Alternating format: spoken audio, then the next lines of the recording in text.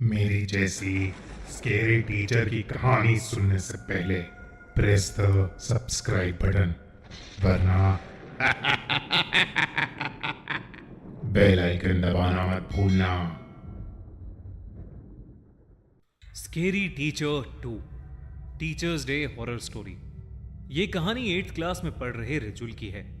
वैसे उसे पढ़ने लिखने का ज्यादा शौक नहीं था, पर रोज एक पीरियड को वो बहुत ही शिद्दत से अटेंड करता था।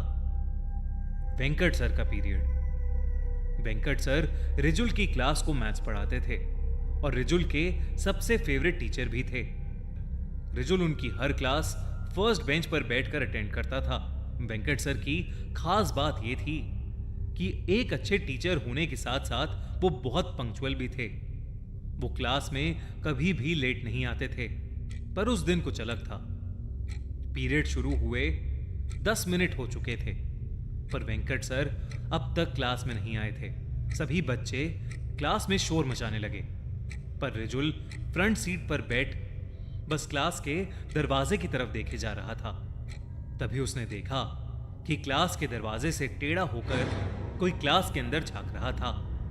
और जैसे ही रिजुल की नजर उस आदमी से मिली, वो दरवाजे से हटकर कॉरिडोर की तरफ चल दिया। रिजुल को वो इंसान पूरी तरह से तो नहीं दिखा, पर उसे वो कुछ जाना पहचाना सा लग रहा था। इसलिए रिजुल अपनी डेस्क से उतरकर उस आदमी के पीछे क्लास से बाहर चला गया। बाहर निकलते ही रिजुल ने देखा कि वो कोई और नहीं बल्कि वेंकट सर ही थे। और अब वो कॉरिडोर में चलते हुए उसके क्लासरूम के ऑपोजिट डायरेक्शन में जा रहे थे। रिजुल को यह बात समझ नहीं आई। रिजुल ने उन्हें बुलाने की कोशिश भी की, पर ऐसा लग रहा था कि जैसे उन तक रिजुल की आवाज ही नहीं पहुंच रही थी। तभी वो रिजुल के सामने एक दूसरे क्लासरूम के अंदर घुसे। रिजुल दौड़कर उनके पीछे गया। वो क्लासरूम में आ गया, पर अंदर घुसते ही वो बहुत हैरान हो गया। जिस क्लास में उसके सामने वेंकट सर घुसे थे, वो क्लास बिल्कुल खाली थी। रिजुल को कुछ समझ नहीं आ रहा था। तभी उसे कॉरिडोर में किसी के चलने की आवाज आई। उसने बाहर निकलकर देखा तो कॉरिडोर में कोई और नहीं बल्कि वेंकट सर ही चल रहे थे। रिजुल अब भी उन्हें आवाज लगाता हुआ उनके पीछे भागा, पर वेंकट सर मानो अब भी रिजुल की आवाज को सुनकर अनसुना कर रहे थे। रिजुल तेजी से उनके पीछे गया। तभी वेंकट सर कॉरिडोर के आखिर में लगी एक खिड़की के पास खड़े हो गए। रिजुल उनके पास जाने लगा तो उसकी नजर जमीन पर गई। खिड़की से बहुत तेज धूप आ रही थी, जिसकी वजह से जमीन पर रिजुल की और खिड़की की भी परछाई बन रही थी, पर वहां वेंकट सर की कोई भी परछाई नहीं थी। ये बात रिजुल को बहुत ही ज्यादा अजीब लगी, पर अब वेंकट सर उसके सामने ही खड़े थे। वो उनके पास गया और उनसे कहने लगा, सर हमारी क्लास में आपका पीरियड है, आप क्लास लेने क्यों नहीं आए? रिजुल के ये बात बोलते ही कॉरिडोर में एक अजीब सा सन्नाटा छा गया। खिड़की से आ रही तेज धूप की रोशनी मानो अचानक गायब हो गई और पूरे कॉरिडोर में अंधेरा छा गया। ऐसा लग रहा था कि शायद कोई बहुत बड़ा तूफान आने वाला था। रिजुल अब थोड़ा घबराने लगा, लेकिन उसने वेंकट सर से फिर से पूछा, सर क्या हुआ, आप कुछ बोल क्यों नहीं रहे? तभी वेंकट सर पीछे मुड़े और उन्हें देखते ही रिजुल की धड़कनें थम सी गईं। वेंकट सर का पूरा शरीर सफेद पड़ा था। उनके चेहरे का मांस उनके चेहरे से नीचे लटक रहा था और वो बहुत ही ज्यादा भयानक लग रहे थे। रिजुल डर के मारे धीरे धीरे पीछे होने लगा। रिजुल को अपनी आंखों पर विश्वास ही नहीं हो रहा था।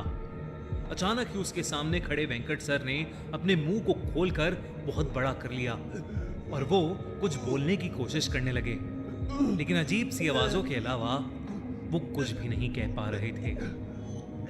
देखते ही देखते वेंकट सर का शरीर अकड़ने लगा और रिजुल उन्हें देखकर सुन्न पड़ गया। उन्होंने रिजुल की तरफ अपना हाथ आगे बढ़ाया ही था कि वो देखते ही रिजुल वहां से उल्टी तरफ भागने लगा। उस कॉरिडोर में तेजी से भागते हुए वो किसी से टकरा गया और नीचे गिर गया। रिजुल ने जब उठकर देखा तो उसके सामने सुकृति मैम खड़ी थी। रिजुल हाफते हुए वेंकट सर का नाम बार बार बड़बड़ा रहा था। सुकृति मैम ने रिजुल को शांत किया और उसे क्लास में वापस चलने को कहा। उन्होंने बताया कि आज वेंकट सर छुट्टी पर हैं, इसलिए उनकी जगह सुकृति मैम उनका पीरियड लेंगी। रिजुल का सर अब चकराने लगा। अगर वेंकट सर छुट्टी पर थे तो आखिर रिजुल ने कॉरिडोर में किसे देखा था? रिजुल को समझ नहीं आ रहा था कि आखिर वो अपने साथ हुआ हादसा किसी को कैसे समझाए। रिजुल इसी सोच में डूबा क्लास में वापस चला गया। उस दिन जब स्कूल की छुट्टी हुई तो रिजुल स्कूल के बाहर खड़ा अब भी वेंकट सर के बारे में ही सोच रहा था कि तभी उसे स्कूल की बिल्डिंग की खिड़की के पास वेंकट सर खड़े हुए दिखाई दिए, वैसे ही भयानक रूप में। वो रिजुल को घूर कर देख रहे थे। उन्हें देख इस बार रिजुल की चीख ही निकल गई और उसने अपने साथ में खड़े दोस्त अंश को उस खिड़की की ओर देखने को कहा, पर अंश को वहां कुछ नहीं दिखा। रिजुल ने डर के मारे अपनी आंखें बंद कर लीं। कुछ सेकंड्स बाद जब उसने अपनी आंखों को खोला तो उस खिड़की पर अब वेंकट सर नहीं खड़े थे। डरा सहमा रिजुल घर चला गया। उसने अपने पेरेंट्स से वो बात शेयर की, पर उन्हें रिजुल की बात का विश्वास नहीं हुआ। उस हादसे को 3 दिन बीत गए। ना ही वेंकट सर स्कूल में क्लास लेने आए और ना ही रिजुल को वो दोबारा दिखाई दिए। पर 3 दिन बाद उनके स्कूल में एक खबर आई जिसे सुनकर रिजुल की रूह कांप उठी।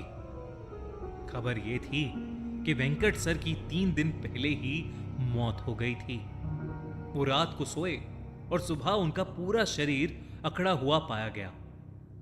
वो नींद में ही चल बसे थे।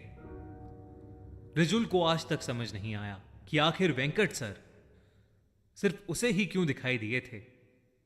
मुझे पता है कि आपको ऑलरेडी वन विन के क्रेजी लकी ड्राइव गिवअवेज के बारे में पता है। बहुत सारे लोगों ने Lamborghini, Ferrari, Mercedes Benz, Tesla cyber truck और ढेर सारी लग्जरियस कार्स जीती हैं। अब वन विन लैम्बोर्गिनी उरू का गिव अवे कर रहे हैं और आप उसके हैप्पी ओनर बन सकते हैं। इनकी वेबसाइट पर सारे विनर्स मेंशन्ड हैं कि किसने क्या जीता है। आप भी इनमें से एक बन सकते हो। सिर्फ आपको इनकी वेबसाइट पर जाकर रजिस्टर करना है। उसके बाद फ्री सेक्शन पर जाना होगा। आप वहां पर टिकट्स ले सकते हो जिससे आप गिव अवे में पार्टिसिपेट कर पाओगे। जितनी ज्यादा टिकट्स होंगी आपके लैम्बोर्गिनी उरू जीतने के चांसेस उतने ही बढ़ जाएंगे। अकाउंट में फंड्स डालने के लिए आप गूगल पे या पेटीएम यूज कर सकते हो और जब तक आप लकी ड्राइव गिव अवे के रिजल्ट्स का वेट करोगे तब तक आप लकी जेट भी खेल सकते हो। तो जल्दी से जाकर पार्टिसिपेट करो और खेलो। हर रोज टिकट्स लेना मत भूलना। Link in the pin comment. और हाँ, मेरा प्रोमो कोड यूज करने पर आपको मिलेगा 500% का बोनस। बच्चों के लिए स्कूल उनका सेकंड होम कहलाया जाता है। होम जहां हम सेफ फील करते हैं। पर तब क्या होगा अगर हम वहां भी सेफ ना हो? ऐसा ही कुछ हुआ था 15 साल की मिशा के साथ। मिशा ने एक डांस कंपटीशन में पार्टिसिपेट किया था और अपनी परफॉर्मेंस की प्रैक्टिस के लिए वो स्कूल खत्म होने के बाद स्टे बैक करने वाली थी। उसके साथ साथ उसके 2 और दोस्त पॉल और रमन स्टे बैक कर रहे थे। डांस प्रैक्टिस करते वक्त मिशा के दोस्त पॉल का बैलेंस बिगड़ गया और वो नीचे गिर गया। उसका पैर ट्विस्ट हो गया था और वो बुरी तरह दर्द से चिल्ला रहा था। स्कूल के सब टीचर्स जा चुके थे और हेल्प के लिए उन बच्चों के पास कोई भी नहीं था। तभी मिशा भागकर मेडिकल रूम गई, पर वहां भी तब तक ताला लग चुका था। उसी वक्त मिशा को लगा कि जैसे कोई उसके पीछे से ऊपर गया है। वो मुड़ी तो उसे एक परछाई ऊपर जाते दिखी। मिशा को लगा कि शायद स्कूल स्टाफ में से कोई तो अभी भी स्कूल में है और इसीलिए मिशा उसे रोकने के लिए उसके पीछे भागी। मिशा स्कूल के 3rd फ्लोर पर आ चुकी थी।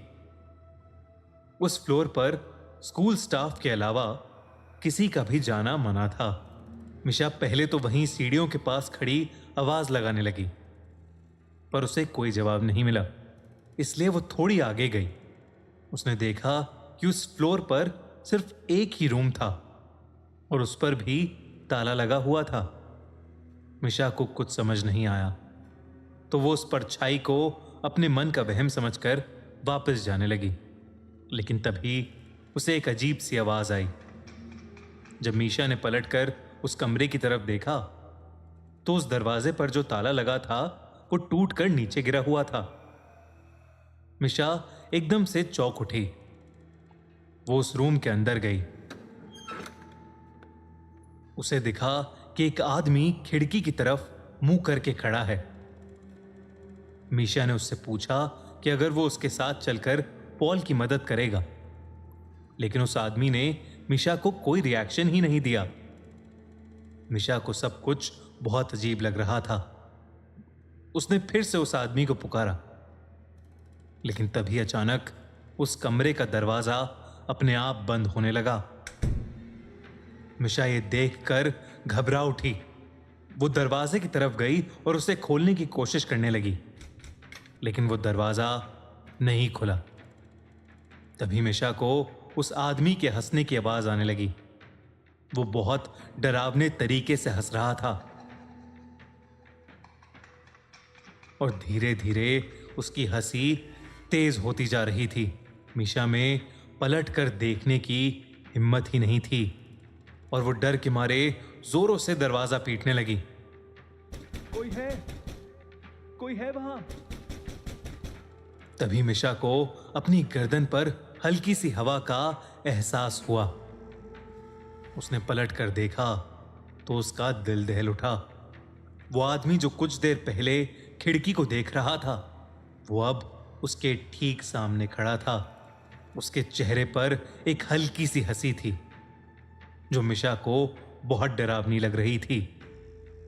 वो मिशा को ऐसे घूर रहा था कि जैसे वो उसे आज जिंदा नहीं छोड़ेगा।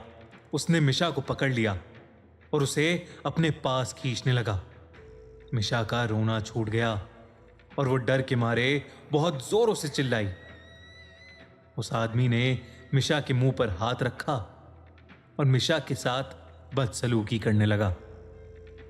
उधर मिशा को ढूंढते हुए रमन स्कूल के गार्ड को लेकर 3rd फ्लोर पहुंचा, जहां उन्हें मिशा की चीख सुनाई दी। वो जल्दी से उस कमरे में गए और उन्होंने देखा कि मिशा जमीन पर बैठी रो रही है और उसके आसपास कोई भी नहीं है। उसकी शर्ट ऊपर से थोड़ी फटी हुई थी और उसके चेहरे पर चोट के निशान थे। उसने सबको अपने साथ हुआ पूरा किस्सा बताया। मिशा के साथ हुए इस हादसे को सुनकर स्कूल गार्ड का चेहरा बिल्कुल पीला पड़ गया। उसने मिशा और उसके दोस्तों को बताया कि कुछ साल पहले स्कूल में एक सफाई कर्मचारी काम करता था। वो थोड़ा पागल सा था और वो लड़कियों को बहुत ही गंदी नजरों से देखकर हंसता रहता था। एक बार उसने एक लड़की के साथ बदसलूकी भी की थी। उस लड़की ने जब उसकी कंप्लेंट की तो स्कूल की प्रिंसिपल ने उसे हमेशा हमेशा के लिए नौकरी से निकाल दिया। उसके एक हफ्ते के अंदर उस पागल आदमी ने 3rd फ्लोर वाले स्टोरेज रूम में जाकर खुद को मार डाला। उसकी मौत का काफी दिनों तक किसी को पता ही नहीं चला था। उस आदमी की बॉडी बहुत ही डरावनी हालत में पाई गई थी और तब से उसकी आत्मा उसी कमरे में भटक रही है। इसीलिए स्कूल के 3rd फ्लोर पर किसी का भी जाना बंद है। इस इंसिडेंट के बाद मिशा इतनी डिस्टर्ब हो गई कि वो कुछ दिन तक स्कूल ही नहीं गई, बल्कि कुछ ही महीनों में उसने एक नए स्कूल में एडमिशन भी ले लिया। लेकिन वो कभी भी उस भयानक आदमी की वो डरावनी हंसी नहीं भूल पाएगी।